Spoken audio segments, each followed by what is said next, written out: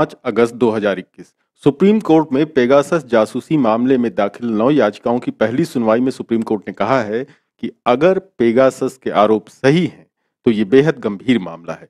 CJI N V Ramna और justice Suryakant की bench ने कहा कि अगर मीडिया रिपोर्ट सही हैं तो ये आरोप काफी गंभीर हैं, लेकिन ये खबर इस सुनवाई की नहीं है। इस सुनवाई से 8-10 घंटे पहले की है। सुनवाई की खबर अलग से अपलोड की जाएगी क्योंकि वो भी काफी इंटरेस्टिंग है। पेगासस मामले में द वायर ने बेहद सनसनीखेज खुलासा करके तहलका मचा दिया है।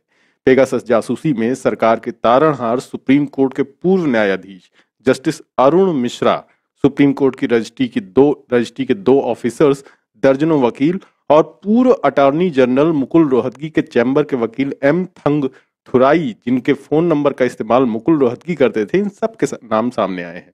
हालांकि द वायर ने कहा है कि पेगासस प्रोजेक्ट ये कंफर्म नहीं करता कि इनके फोन में जासूसी हुई है या नहीं, क्योंकि इनके फोन फॉरेंसिक इन्वेस्टिगेशन के लिए नहीं मिले हैं।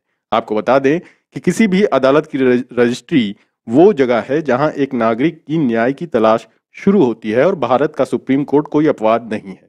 2 अगस्त 2021 तक लंबित मामलों की कुल संख्या 69,476 है और हर महीने ये आंकड़ा लगभग 600 बढ़ जाता है। अदालत के 26 सुप्रीम जज कानूनी प्रॉब्लम से निपटते हैं, लेकिन ये रजिस्ट्री है जो ये तय करने में मदद करती है कि कब, कहां और यहां तक कि अगर नए मामले में खासतौर से संवेदनशील वाले मामले चलते हैं या दब जाते हैं। द वायर के मुताबिक ये साल 2019 की वसंत ऋतु थी जब सुप्रीम कोर्ट की रजिस्ट्री के 2 ऑफिसर्स के टेलीफोन नंबरों को एक सीक्रेट लिस्ट में दर्ज किया गया था, जिसमें सैकड़ों नंबर शामिल थे, जिनमें से कुछ के बारे में साफ सबूत हैं कि उनमें पेगासस पाया गया था।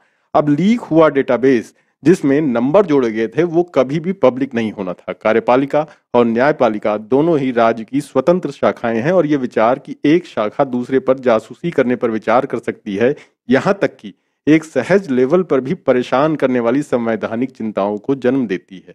सुप्रीम कोर्ट के इन 2 ऑफिसर्स के नाम है एन.के. गांधी और टी.आई. राजपूत।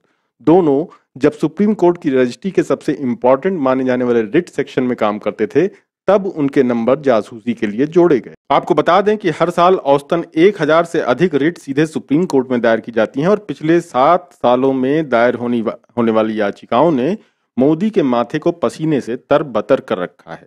2019 की शुरुआत में रंजन गोगोई ने अदालत के 2 जूनियर कर्मचारी तपन कुमार चक्रवर्ती और मानव शर्मा को नौकरी से टर्मिनेट कर दिया था।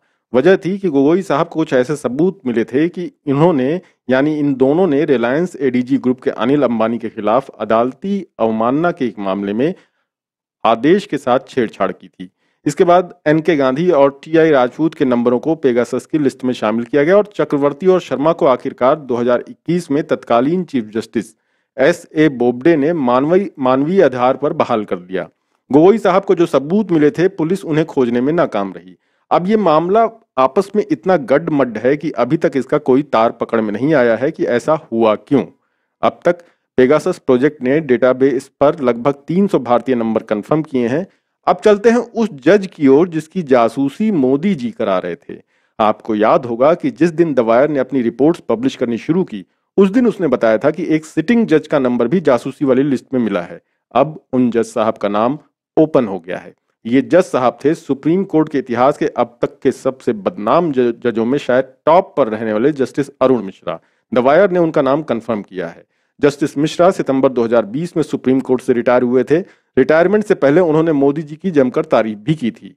मोदी के जितने भी मामले होते थे उन्हीं की कोर्ट में लगाने पर सुप्रीम कोर्ट के जजों ने तब के सीजेआई दीपक मिश्रा के खिलाफ ऐतिहासिक प्रेस कॉन्फ्रेंस भी की थी।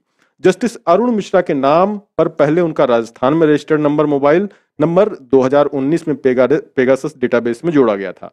बीएसएनएल के रिकॉर्ड तक पहुंच वाले गोपनीय सूत्र ने द वायर को बताया कि जो नंबर मिला है वो 18 सितंबर 2010 से 19 सितंबर 2018 तक जस्टिस मिश्रा के नाम पर रजिस्टर्ड था। अब द वायर पहुंचा सीधे रिटायर्ड जस्टिस अरुण मिश्रा के पास, जिनके बारे में पिछले दिनों खबर ये आई थी कि मोदी जी ने उनको इनाम के तौर पर मानवाधिकार आयोग का अध्यक्ष बनाया है। उनसे पूछा गया कि क्या उन्होंने अपने फोन में नंबर सरेंडर करने के बाद भी व्हाट्सएप या कोई दूसरा मैसेजिंग ऐप का यूज करना जारी रखा था। उन्होंने जवाब दिया कि 2013-14 के बाद से बीएसएनएल की 94 सीरीज वाला नंबर उनके पास नहीं है, वो ये नंबर नहीं चलाते। उन्होंने बताया कि उन्होंने 21 अप्रैल 2014 को मोबाइल नंबर सरेंडर कर दिया था। अब भारत में जो मोदी जी का पेगासस ऑपरेटर था उसने 2019 में इस नंबर को डेटाबेस में क्यों जोड़ा, ये साफ नहीं है। देश भर के दर्जनों वकीलों में से जिनका नाम डेटाबेस पर दिखाई देता है, उनमें से कुछ मानवाधिकार से संबंधित मामलों के वकील हैं। इनमें से कम 2 ऐसे हैं जो ऐसे हाई प्रोफाइल क्लाइंट की नुमाइंदगी कर रहे थे जिनका नंबर जासूसी की संभावित लिस्ट में दिखाई देता है। भगोड़े हीरा व्यापारी नीरव मोदी के वकील विजय अग्रवाल को 2018 की शुरुआत में डेटाबेस से जोड़ा गया था, जब उन्होंने अपने विवादास्पद क्लाइंट के वकालतनामे पर साइन किए थे और ये नंबर उनकी पत्नी इस्तेमाल करती थी। विजय अग्रवाल साहब का कोई भी फोन फोरेंसिक इन्वेस्टिगेशन के लिए वायर को नहीं मिला। दिल्ली के एक और वकील अल्जो पी जोसेफ 2019 में पेगासस लिस्ट में शामिल किए गए। वो अगस्ता वेस्टलैंड हेलीकॉप्टर सौदा मामले में दिसंबर 2018 में भारत लाए गए ब्रिटिश बिचौलिए क्रिश्चियन मिशेल के वकील हैं। मिशेल का मामला मोदी सरकार के लिए काफी पॉलिटिकल इंपॉर्टेंस का मामला है, क्योंकि उसने उम्मीद की थी कि वो अगस्ता घोटाले में कांग्रेस के वरिष्ठ नेताओं और यहां तक कि गांधी परिवार को भी फंसाने के लिए उनकी गवाही का इस्तेमाल करेगा। जोसेफ के आईफोन डेटा की फोरेंसिक जांच अभी चल रही है, लेकिन एमनेस्टी की तकनीकी टीम का कहना है कि इन्वेस्टिगेशन की शुरुआत में ही उनके फोन से ऐसे सबूत मिलने लगे हैं जो पेगासस फोन में मौजूद होने पर मिलते हैं। सीनियर एडवोकेट मुकुल रोहतगी का नाम आप लोगों को तो याद ही होगा। मरहूम अरुण जेटली के परम मित्र मुकुल रोहतगी पिछले साल कोरोना फंड में दान दक्षिणा को लेकर के चर्चा में आए थे और उसके पहले जज लोया के मुकदमे में सरकार की ओर से सुप्रीम कोर्ट में जज लोया का केस गिराने को लेकर के चर्चा में आए थे। पेगासस का जो डेटाबेस लीक हुआ है उनमें से एक नंबर पूर्व अटॉर्नी जनरल मुकुल रोहतगी के चैम्बर में काम करने वाले जूनियर वकील एम थंगथुराई का है। जब द वायर ने यह बात थंगथुराई और रोहतगी दोनों से बताई तो दोनों को बड़ा ताज्जुब हुआ। सालों तक रोहतगी के साथ काम कर चुके थंगथुराई ने कहा कि उनका नंबर उनके बॉस के नाम के तहत कई जगहों जैसे बैंक और बाकी जगहों पर लिस्टेड है, ताकि रोहतगी साहब अदालत में रहें या कहीं और बिजी हों तो बेवजह के फोन से परेशान न हो। रोहतगी ने यह भी माना कि यह वास्तव में प्रथा है। रोहतगी के एजी के रूप में पद छोड़ने के 2 साल बाद 2019 में यह नंबर पेगासस के सर्विलांस पर लिया गया। इस दौरान रोहतगी मोदी सरकार के कुछ प्रमुख मामलों में उसके वकील थे, लेकिन कुछ मुद्दों पर उन्होंने सरकार से अलग हट करके लाइन लेनी शुरू कर दी थी। अब पेगासस प्रोजेक्ट मीडिया कंसोर्टियम ने पिछले महीने अपनी पहली रिपोर्ट पब्लिश करने से पहले प्राइम मिनिस्टर ऑफिस को लिखा तो इलेक्ट्रॉनिक्स और आईटी मिनिस्ट्री ने इस बात से इनकार करते हुए जवाब दिया कि उसने किसी पर अवैध रूप से जासूसी नहीं की थी। मिनिस्ट्री बोली कि वीआईपी लोगों पर सरकारी निगरानी के आरोपों का कोई ठोस आधार या इससे जुड़ी सच्चाई नहीं है। सुप्रीम कोर्ट में गुरुवार को पेगासस जासूसी मामले में दाखिल कुल 9 याचिकाओं की चीफ जस्टिस एनवी रमना और जस्टिस सूर्यकांत की बेंच ने सुनवाई की। इन सभी याचिकाओं में कोर्ट की निगरानी में मामले की जांच की मांग की गई है। याचिकाकर्ताओं ने ये मांग भी की है कि कोर्ट सरकार से जासूसी के आरोपों पर सफाई ले और भविष्य में इस स्पाईवेयर का इस्तेमाल नागरिकों पर न करने का भी आदेश दे। हालांकि केंद्र सरकार इस बात का कई बार खंडन कर चुकी है, उसने पेगासस स्पाईवेयर का इस्तेमाल किया है।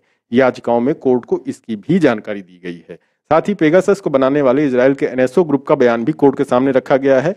एनएसओ ये कह चुका है कि वह किसी देश की सरकार को ही स्पाईवेयर बेचता है। ऐसे में याचिकाकर्ताओं ने कोर्ट से मांग की है कि वो सरकार से पूछे कि क्या उसने पेगासस खरीदा, क्या उसका इस्तेमाल किया। अगर सरकार ने इसे सीधे नहीं खरीदा तो क्या उसके किसी अधिकारी ने अपने पद का दुरुपयोग करते हुए इसे खरीदा। इन्हीं याचिकाओं में जो सबसे प्रमुख बात कही गई है वो है निजता का हनन। कहा गया है कि सरकार का नागरिकों की बातों का सुनना और उनकी जासूसी करना निजता के मौलिक अधिकार का हनन है। सरकार को इस तरह से लोगों की निगरानी करने की शक्ति सिर्फ राष्ट्रीय सुरक्षा से जुड़े मामलों में है, लेकिन पेगासस मामले में अब तक मिली जानकारी से यही लगता है कि पूरी तरह से राजनीतिक कारणों से लोगों की जासूसी करवाई गई। सैन्य स्तर के इस स्पाईवेयर का इस्तेमाल नागरिकों पर करना अवैध और अनैतिक है।